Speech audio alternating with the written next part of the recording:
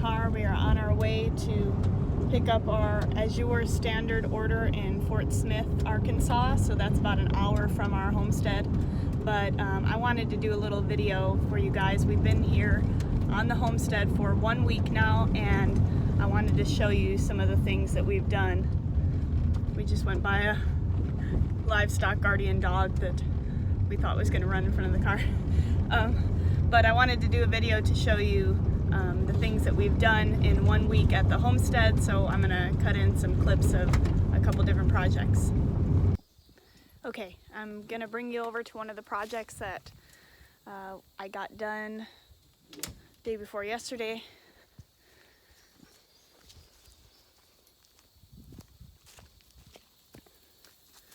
I'll turn myself around, so if you see here, we've planted some of these bushes that we had from Roswell. We had gotten at the store 3 blueberry bushes and 2 raspberry bushes.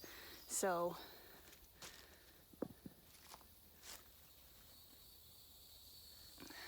as you can see, they're very much dead looking.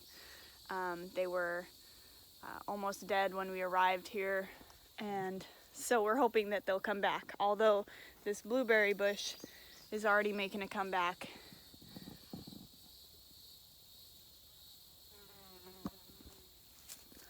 You can see some new growth on that one.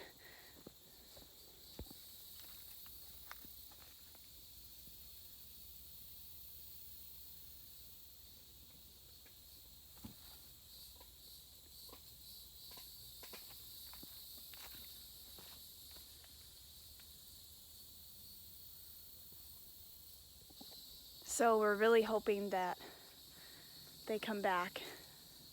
If you look behind me, it's a big oak tree. We're probably going to take off one of the limbs to open up so that the bushes can get more sun. I think that they'll need more sun. That they only get a couple hours, maybe 2 or 3 of full sun in the afternoon, and I think maybe they'd like a little bit more. So that's one thing that we got done. Well, we had to get them planted, so there was no option. So, and then we'll come over here and show you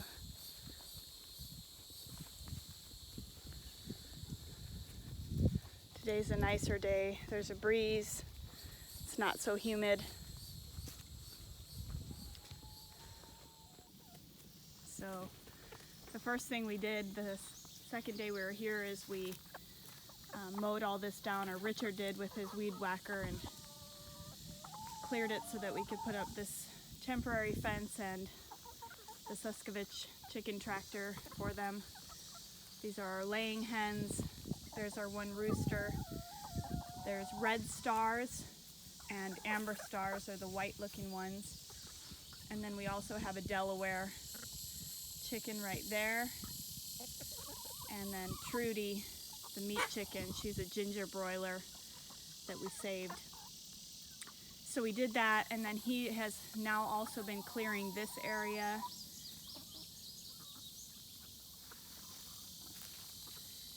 And over here is where we're going to probably put kind of a deep bedding system with a more, not a completely permanent fence, but a semi-permanent, one of the movable Premier 1 fences that is a little bit more heavy duty. So we're going to clear all this. He broke down some of these logs here. And so we're going to put the fencing and the more permanent coop, which is actually a dog kennel, same one we used in Roswell. We brought it with us. Compliments of Richard's sister. She gave us this old kennel, and so we made it into a chicken coop. And so the plan with that is just to add some wood chips and leaves as we get them. There's plenty of leaves. Forest all around, all behind me. So we'll have plenty of brown material to put in there and keep them for a while until we're ready to move them again. This area where they were, where they are right now, we're gonna make into a garden space. We haven't put a lot of brown material. We're just letting them kind of decimate the area, fertilize it. Then we'll decide what we'll do next. We may have to bring in some soil or some compost. But that's where we're gonna plant some stuff this season. I have some acorn squash, butternut squash, and some zucchini. And there's a pretty long period of time left that we can grow stuff out here in Oklahoma, in this part of Oklahoma, southeastern Oklahoma. So yeah, those are some of the projects we've completed, and right now today Richard is working on our whole house filtration system. Our well water is a little bit hard, so it's got iron and manganese, I believe. So it kind of makes the water taste and smell funny. So his job today is he's going to start, he's going to cut the water line and then put in this 3-filter whole house water filtration system, so that our water is good. And then we may even add another filter under the sink so we can just drink out of the faucet. That would be ideal. We hate having to cart water. We don't want to be continuing to buy water bottles and when we don't need to. So that's one of the important things that we want to get done. And then just speaking of water, we also want to put a rainwater catchment on the house. So that would include installing gutters that run along the length of the house, and then at the end of the house, in the